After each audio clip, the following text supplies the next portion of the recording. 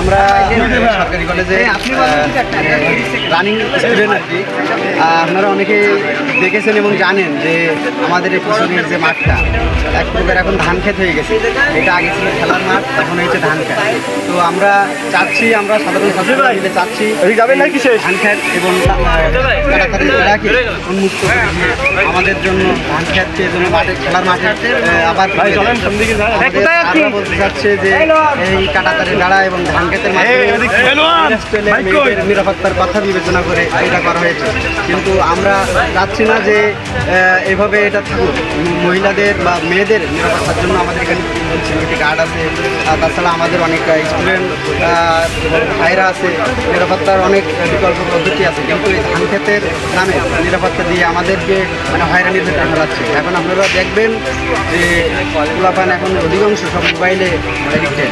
Mobile ছেড়ে খেলার মাঠে আসে না। মাঠে খেলা করতে আসলে অল্প কয়েকজন সবাই মোবাইল নিয়ে।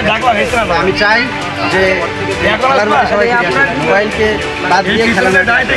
আর আমি সবার কাছে চাই এবং সকলের মানে প্রত্যেক স্টুডেন্টের দাবি যে আমাদের এই ধান ক্ষেতকে যেন উন্মুক্ত করে দিয়ে খেলার মাঠে ফিরে নিয়ে আসে। ধন্যবাদ সবাই।